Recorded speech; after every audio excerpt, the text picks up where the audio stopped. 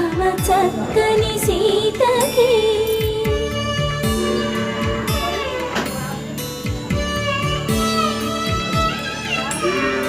ఎర్ర జాబిలి చేయి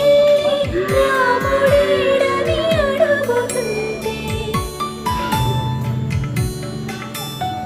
చూడలేదని పెదవి చెప్పే చెప్పలేమని కనులు చెప్పే నల్ల పూసై